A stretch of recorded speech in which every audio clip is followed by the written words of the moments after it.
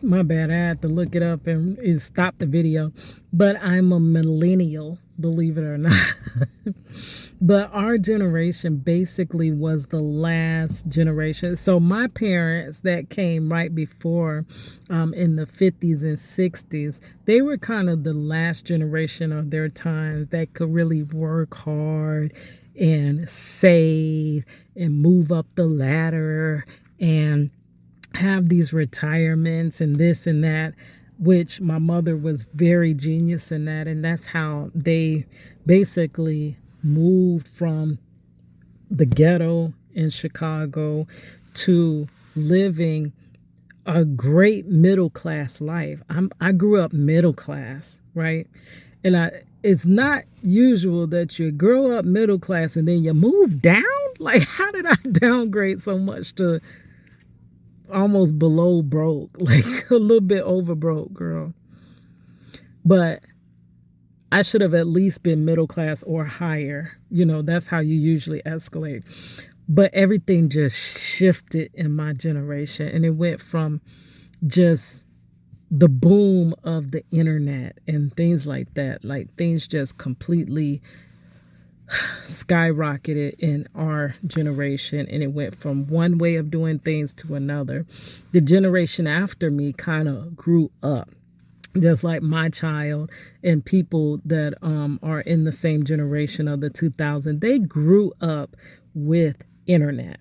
They just was talking about Facebook just reached a certain amount of age old, and this is the first generation that internet existed their entire existence, right?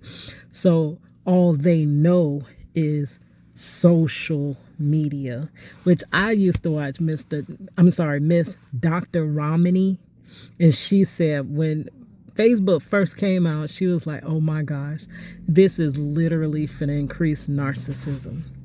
Because y'all know I've done a lot of research on narcissism and just as much as criminal justice and wrongful convictions and prison reform.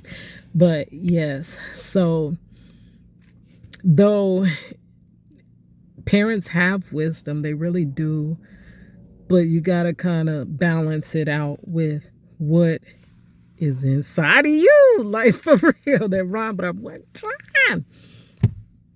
But it was right on time. But yeah, so that kind of just hit me, that story, that how that car, I think, was almost a reward when Marcello lost trial and left. Yeah. But if you fast forward, my dad, I think he'd rather, because I wasn't the one, like, they didn't know I was hard down for real and I was going to be with Marcello. Like, they didn't know it was going to be that much of a ride or die. But now it's like, oh, I'm going to see Marcello, or can I borrow the car because my car is going to bed? Like, can we borrow the car and take the kids up there or something like that? He don't even say anything, and he actually understands. He does understand how Marcello is wrongfully incarcerated and stuff like that. My mother, I think she was coming around, because before she passed, somehow it almost feels like people know that they're about to leave, so they start tying up conversations and things like that. And one of her last conversations, she was like, so what about Marcello? Oh, girl. So we used to go to Bible study on Tuesday, and I completely used to ride with my mother to Bible study until every trip to Bible study, she would ask me about Marcello. Now, I had made up in my mind that you just don't understand. You're not trying to understand or hear my side. So this is just going to be something we're not going to talk about. We're not having that conversation. I could talk to you about anything else, but we're not talking about Marcello Jackson. So we didn't. And it was like when I would ride with her to Bible study, she would try to open up the conversation. I'm like, I'm not doing that, to the point where I would just drive my own self to Bible study. And right before she passed, she asked me, she was like, so what about Marcello? And I'm like, what about Marcello? She's like, when is he coming home? And I would say, do you know when Jesus coming back? That's probably about the time he coming home. But I wasn't saying it like it's almost like I have a dry humor. So it was in one of those. It was like this. So when's Marcello coming home? Do you know when Jesus coming back? Like for real. Oh gosh. But she knew, everybody know I got that little dry humor or whatever. It's a sarcastic humor. And she was like, no, Keita, for real. Like, nobody's trying to do nothing for him. And I'm like, no, Mom, nobody's trying to do nothing. Nothing we can do. She was like, oh wow, your daughter, which is Money, her granddaughter, she's almost 16. Like, isn't that long enough? Because basically she was watching from the time Money was a baby till she's now a teenager, almost grown, and he's been gone. So she was like, nobody gonna do nothing for him.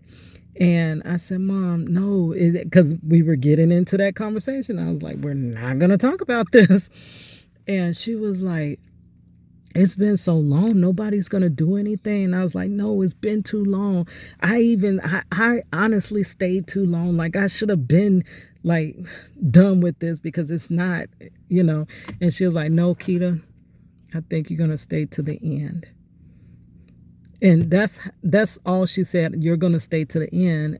And I'm like, no. She was like, no, you're going to stay to the end. Now, what the end was, I did not know, but that was the last conversation we had about Marcello. And the way she said it was not like she was upset. It's like she understood that this is probably... And one part that... Because she was like, well, I guess I'm getting all my grandbabies from my sister, right? And I was like, well, I still had time, because I was still in my 30s, right? Early 30s too. I still had time to break this story and get them home, girl. That's in my heart every morning I wake up. Is today the day that we break Marcello Jackson's story? No, it's not. 10 years later, is today the day that we break Marcello Jackson's story? No, it's not. But I still have that, girl. Yeah. So I was like, it's not over. Like, I could still have more children. And she's like, nope. The last word she was saying, I'm going to get all my grandbabies from your sister, and you're going to wait to the end. Girl. So I guess I'm waiting to the end. All right, guys. And we're closer to the end now. We really are. I never thought we would be this close to his release. Even if he's not, going to be released from his wrongful conviction, his actual release date, 2038, is coming around. Not quickly, but for someone that had 40 years, you never think you're going to get to that third quarter, right? This is the third quarter. This is decade number, because he spent 20s, he spent 30s, so 40s. Yep. We're about in the third quarter. Never thought this day would come, right? Just like that release date. Now we just got to live long enough, allegedly, to see him come home. And that's why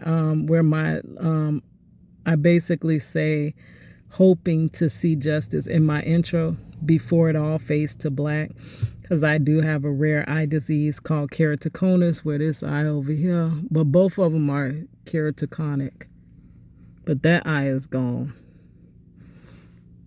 But if you can see how it's pointed,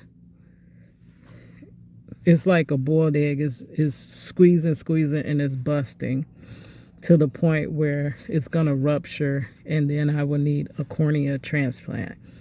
So before, this eye is on the same trajectory, but it's doing it at a slower pace. This eye just said, I'm going to bed, like for real, and it was gone. So they're both losing vision. Well, that one was gone. But it is my prayer that I see Marcello come home before that time.